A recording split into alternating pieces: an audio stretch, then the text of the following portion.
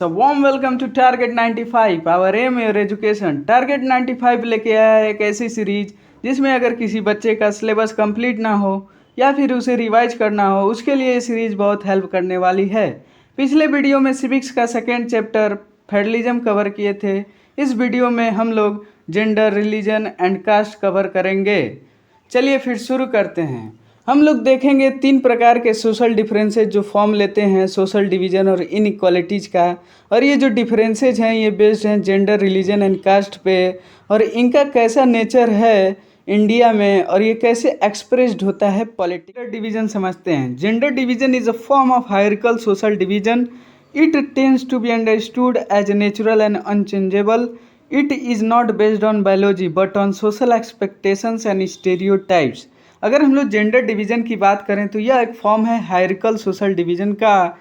इसे हम लोग समझे ना तो अगर सोसाइटी में हम लोग अक्सर देखते हैं कि जब एक बच्चा पैदा होता है तो उसे जो सोसाइटी होती है वह डिफ्रेंशिएट कर देती है कि अगर लड़का है तो ये करेगा, घर से बाहर रहेगा, ये खाना वाना नहीं पका सकता।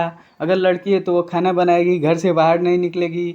ये सब जब डिवीज़न होता है ना तो इसे हम लोग जेंडर डिवीज़न बोलते हैं। Division of labour, it is a system in which all work inside the home is either done by the women of the family और organised by them through the domestic helper.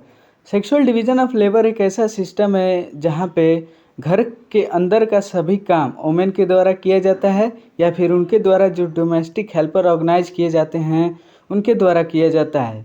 Boys and girls are brought up to believe that the main responsibility of women is housework and bringing up the children. Boys and girls जो है ना वह believe रखते हैं कि जैसे जो main responsibility है ना वुमेन का वह घर का काम है और अपने बच्चों का देखभाल करना है। In most families women do all work inside the home such as cooking, cleaning, washing clothes, tailoring, looking after their children etc. ऐसे बहुत सारे फैमिलीज में ये होता है ना कि वुमेन जो है ना वो घर के अंदर का सभी काम वही करती हैं, जैसे कुकिंग हो गया, क्लीनिंग हो गया, washing clothes, tailoring, looking after their children etc. और वहीं पे अगर मेन की बात करें तो main do all the work outside the home. घर के बाहर का जो भी काम होता है वो मेन करते हैं। फेमिनिस्ट मूवमेंट क्या था, फेमिनिस्ट मूवमेंट का क्या डिमांड था और इसका क्या प्रभाव पड़ा। The role of women in public life is minimal in most societies. जो रोल था वुमेन का पब्लिक लाइफ में वो कम होते गया क्योंकि सेक्सुअल डिवीज़न ऑफ लेबर के इम्पैक्ट था।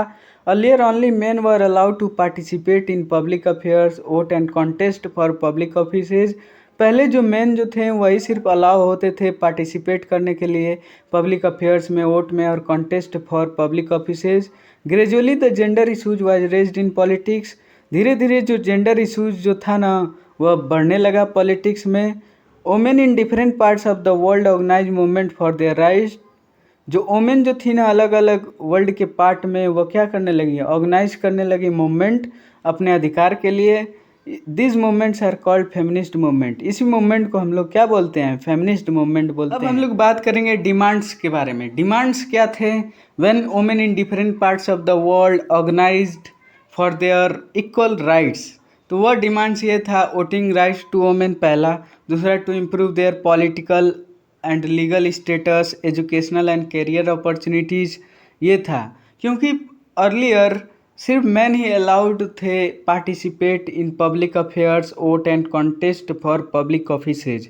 तो ये जो डिमांड जो था ना इसका प्रभाव क्या था उसके बारे में बात करें तो political expression of gender division and political mobilisation on this question help to improve women's role in public life and in women empowerment. तो इसका प्रभाव ये पड़ा कि जो वुमेन का रोल जो था ना पब्लिक लाइफ में वह इम्प्रूव हुआ और वुमेन एम्पावरमेंट भी बढ़ा।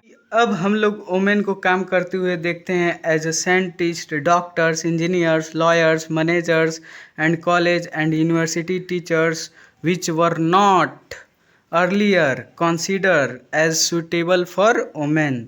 और बहुत सारे वर्ल्ड के पार्ट्स में क्या थे, जैसे स्कैंडियम कंट्रीज़ की बात करें सच है स्वीडन, फिनलैंड, नॉर्वे, जहाँ पे पार्टिसिपेशन जो था ना वुमेन्स का पब्लिक लाइफ में वो बहुत ही high. Condition of women in India, क्या वुमेन का कंडीशन है भारत में। Our society is still a male dominated patriarchal society. हमारे जो सोसाइटी है ना वो अभी भी मेल डोमिनेटेड पैट्रियर्कल सोसाइटी है। Women face discrimination and operation in various ways in our society. जो वोमेन है ना वो फेस करती है डिस्क्रिमिनेशन एंड ऑपरेशन अलग अलग तरीक़ों से हमारे सोसाइटी में। अगर पहला बात कर लें तो literacy rate among the women is 54% as compare to 76% among man. जो लिटरेसी रेट है ना वोमेन का वह 54% है, अगर कंपेयर करें मेन से तो जिनका 76% है। पहला। दूसरा, smaller proportion of girls go for higher studies. जो स्मॉल प्रोपोर्शन है ना गर्ल्स का वही सिर्फ जाती हैं हायर स्टडीज़ के लिए। अगर हम लोग स्कूल रिजल्ट्स की बात करें तो जो गर्ल्स हैं वो परफॉर्म करती हैं वेल बॉयज़ से कंपेयर करें तो, लेकिन वह ड्रॉप आउट हो जाती हैं बिकॉज ऑफ देयर पेरेंट्स जो प्रेफर करते हैं स्पेंड करने के लिए अपने resources for their boys education rather than spending equally on their sons and daughters. Proportion of women among highly paid and valued job is small. जो proportion है women का हाईली पेड और वैल्यूड जॉब में वो बहुत ही कम है। लेकिन अगर एवरेज की बात करें तो जो इंडियन वोमेन है ना वो 1 आवर ज़्यादा काम करती हैं मेन से एवरी डे, लेकिन फिर भी उनकी जो वर्क है उनकी वैल्यू नहीं की जाती है और स्मॉल पे किया जाता है। Equal wages acts provide equal wages but discrimination continues in sports, cinema, factories and fields. अगर हम लोग बात करें इक्वल वेज एक्ट्स के बारे में, जो इक्वल रिम्यूनरेशन एक्ट जो 1976 में लाया गया, उस एक्ट लाने का जो कारण था वह था कि जो प्रोवाइड करेगा इक्वल वेजेज, बट यहाँ पे देखा जाता है डिस्क्रिमिनेशन जो कंटिन्यू होता है स्पोर्ट में, सिनेमा में, फैक्ट्रीज़ में और फील्ड्स अगर अदर फील्ड्स में।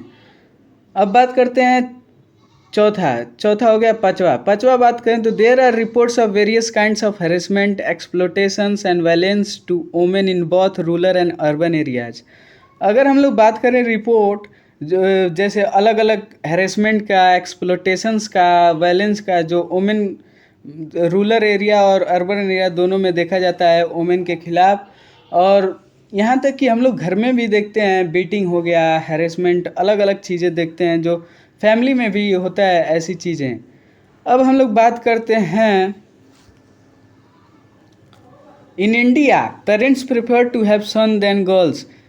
दे find many ways to have the girl child aborted before birth. This result in the decline in sex ratio. The number of girls per thousands boys in our country is 933। अगर हम लोग बात करें भारत में ना जो parents हैं ना वो प्रेफर करते हैं सन्स देन गर्ल्स। वो अलग अलग तरीके अपनाते हैं, मतलब गर्भ में ही जो गर्ल है उसे गर्भ में ही मार देना, अलग अलग तरीके अपनाते हैं जो रिजल्ट करता है डिक्लाइन करने के लिए चाइल्ड सेक्स रेशियो। अगर नंबर ऑफ गर्ल्स की बात करें ना पर 1000 बॉय वह कितना है 900। अब हम लोग बात करेंगे वुमेन्स पॉलिटिकल रिप्रेजेंटेशन के बारे में। In India the proportion of women in legislature has been very low. भारत में जो प्रोपोर्शन है वुमेन का लेजिस्लेचर में वो बहुत ही कम है। India is among the bottom group of nation in the world in terms of women representation in parliament. Women का जो रिप्रेजेंटेशन है पार्लियामेंट में, इंडिया उसमें बॉटम ग्रुप में आती है वर्ल्ड में। India is behind several developing countries. India several developing countries में अभी बहुत ही पीछे है। इन सभी प्रॉब्लम्स का सॉल्यूशन ये है, पहला, to make it legally binding to have a fair proportion of women in elected bodies. एक फेयर प्रोपोर्शन होना चाहिए वुमेन का भी इलेक्टेड बॉडीज़ में।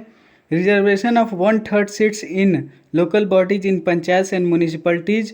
रिजर्वेशन होना चाहिए 1/3 सीट्स का local bodies in local bodies जैसे पंचायत हो गया, म्यूनिसिपलिटीज़ हो गया। अब इस प्रेजेंट टाइम में इसका जो आउटकम ये निकला 10 lakh elected representatives in rural and urban local bodies. 10 lakh elected representatives हैं रूरल और लोकल। वुमेन ऑर्गेनाइजेशन जो था वो डिमांडिंग किया similar reservation of at least 1/3 seats in Lok Sabha and state assembly for women. लेकिन ये जो बिल था with this proposal has been pending before the parliament for more than a decade, और ये जो बिल जो था वो हैज़ नॉट बीन पास्ड। अब हम लोग बात करेंगे रिलीजन एंड पॉलिटिक्स के बारे में। Gandhi ji used to say that religion can never be separated from politics. He believe that politics must be guided by ethics drawn from the religion. Gandhi ji हमेशा कहते रहते थे कि जो रिलीजन है वो कभी सेपरेट नहीं हो सकता है पॉलिटिक्स से, क्योंकि लेकिन रिलीजन का ये मतलब नहीं होता है कि जैसे पार्टिकुलर रिलीजन लाइक हिंदुज़्म और इस्लाम, बट जो मोरल वैल्यू जो इन्फॉर्म करे सभी रिलीजन्स को, वो बिलीव करते थे कि जो पॉलिटिक्स है वह गाइडेड होना चाहिए, जो एथिक्स जो ड्रॉन होता है रिलीजन के द्वारा।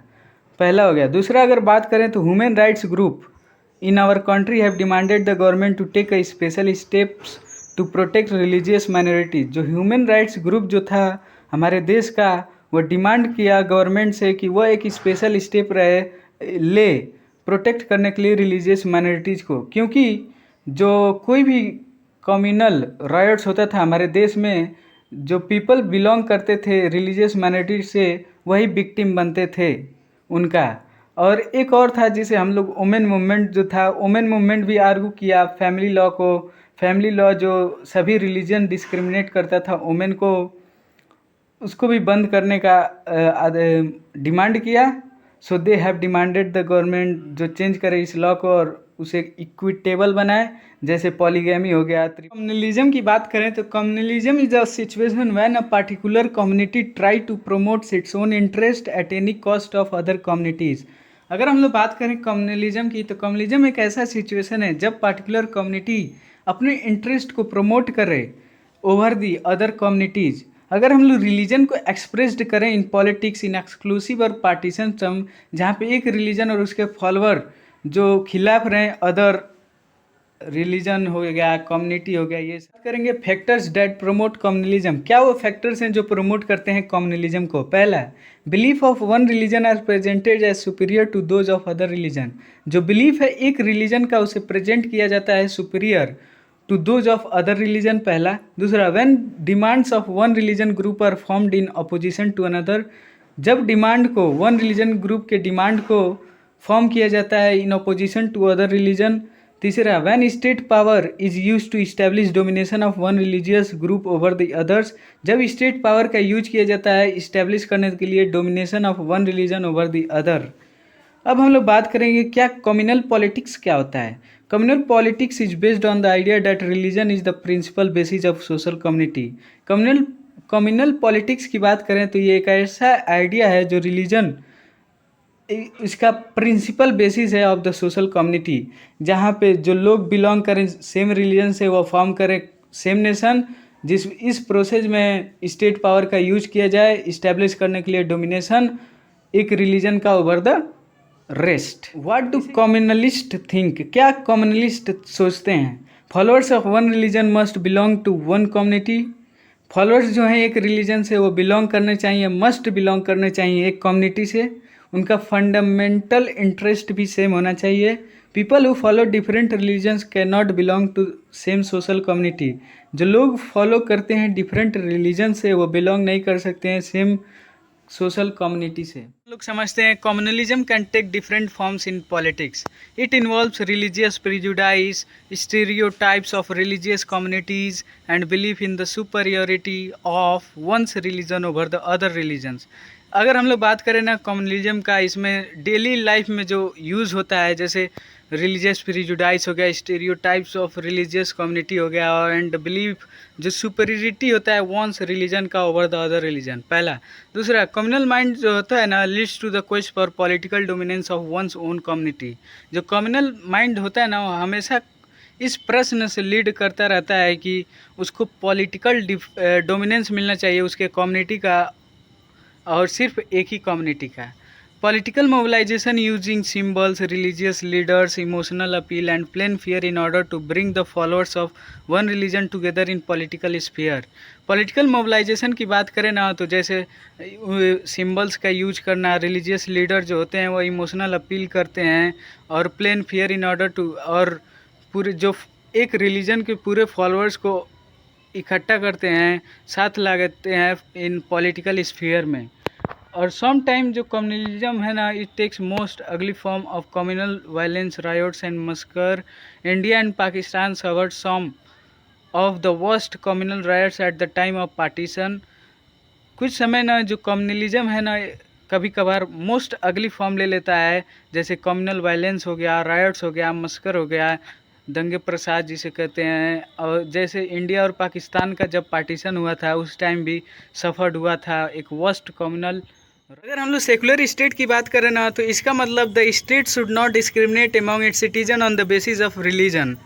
कम्युनलिज्म जो था एक बड़ा ही मेजर चैलेंज था हमारे डेमोक्रेसी के लिए, लेकिन जो मेकर्स थे कॉन्स्टिट्यूशन थे वो अवेयर थे इस चैलेंज के, इसलिए उन्होंने मॉडल ऑफ सेकुलर स्टेट दिया जिसमें बहुत सारे पॉइंट हैं। जैसे पहला हो गया, there is no official religion for the Indian state unlike the status of Buddhism in Sri Lanka, that of Islam in Pakistan and that of Christianity in England. Our constitution does not give a special status to any religion.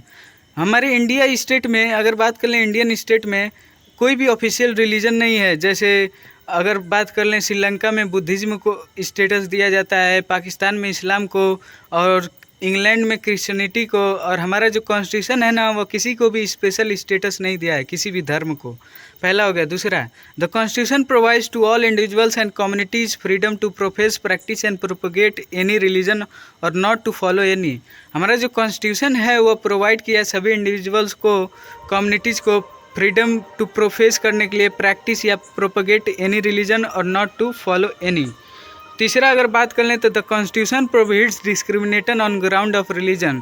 जो constitution है वो prohibits resist किया है discrimination on the ground of religion.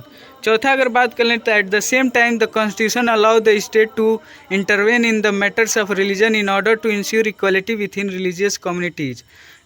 उसी time अगर बात कर लें तो जो कॉन्स्टिट्यूशन है वो अलाउ किया है स्टेट को कि वह रिलीजियस मैटर में इंटरवेन करे, इंटरप्रेट करे, जिससे equality with in religious community बनाई रखी जाए। For example, it bans untouchability, ban होना, अनटचेबिलिटी। हम लोग बात करेंगे पॉलिटिक्स में कास्ट का क्या रोल है। Caste can take following forms in politics. Caste जो है ना वो बहुत सारे फॉर्म्स ले लेता है पॉलिटिक्स में। जैसे पहला, when party choose candidates in election they keep in mind the caste composition of electorate and nominate candidates from different caste so as to muster necessary support to win election. जब party candidates को choose करती है election में, वह हमेशा दिमाग में रखती है caste composition of electorate and nominate करती है कैंडिडेट को डिफरेंट कास्ट से, जैसे जिससे वह मस्टर अप कर सके अपना नेसेसरी सपोर्ट इलेक्शन जीतने के लिए। पहला। दूसरा, when government are formed political party usually take care that representative of different caste and try find a place in it. जब गवर्नमेंट फॉर्म होती है तो जो पॉलिटिकल पार्टी जो होती है ना हमेशा टेक केयर करती हैं रिप्रेजेंटेटिव का डिफरेंट कास्ट का, जिससे और उनके लिए जगह खोजती है। दूसरा। तीसरा, पॉलिटिकल पार्टी जो होती है ना and candidates make appeal to caste sentiment to muster support. Some political party are known to favour some caste and are seen their representative. Political party और कैंडिडेट जो होते हैं ना वो अपील करते हैं कास्ट सेंटिमेंट सपोर्ट के लिए। जैसे कुछ पॉलिटिकल पार्टी जो होती है ना उनको जाना जाता है कुछ कास्ट से और उनको देखा जाता है एक रिप्रेजेंटेटिव के द्वारा। चौथा, universal adult franchise and the principle of one person one vote compelled political leader to gear up to the task of mobilising and securing political support of different section of society. Universal adult franchise और जो principal है ना one person one vote का, वो एक मजबूरी है political leader का गियर अप करने के लिए जो टास्क मोबिलाइजिंग और सिक्योरिंग पॉलिटिकल सपोर्ट हर सेक्शन। हम लोग बात करेंगे politics in caste. Politics too influences the caste system and caste identities by bringing them into the political arena. जो पॉलिटिक्स है ना वो इन्फ्लुएंस किया कास्ट सिस्टम को और कास्ट आइडेंटिटीज़ को, जिनको पॉलिटिकल एरेना में लाया गया। दिस टेक सेवरल फॉर्म्स, वह अलग अलग फॉर्म्स लेता है। इस caste group try to become bigger by incorporating with it neighbouring caste और sub caste which were earlier excluded from it. हर एक कास्ट ग्रुप जो होता है ना वह ट्राई करता है become bigger by incorporating within its neighbouring caste और सब कास्ट जिससे वो अर्लियर जो एक्सक्लूडेड हुए थे from it. Various caste group are required to enter into a coalition with other caste और communities thus enter into a dialogue and negotiation. जो various caste group जो होता है ना उनको ज़रूरी है इंटर करने के लिए कोलिशन विथ अदर कास्ट और कम्युनिटी से जो इंटर कर सके उनके डायलॉग और नेगोशिएशन में। New kind of caste group have come up in the political arena like backward and forward caste. नए प्रकार के कास्ट ग्रुप जो है ना वो कम अप हुआ पॉलिटिकल एरेना में, जैसे बैकवर्ड और फॉरवर्ड कास्ट। आपको वीडियो पसंद आई हो तो subscribe my new channel and support me guys, क्योंकि आपके जैसे और बच्चे जो अब तक रिवीजन नहीं कर पाए या फिर पढ़ के भी भूल जाते हैं उनके लिए ये रिवीजन सीरीज बहुत ही हेल्प करेगी, या फिर जिनका सिलेबस कंप्लीट नहीं है उनके लिए भी ये वीडियो हेल्प करेगी। क्यों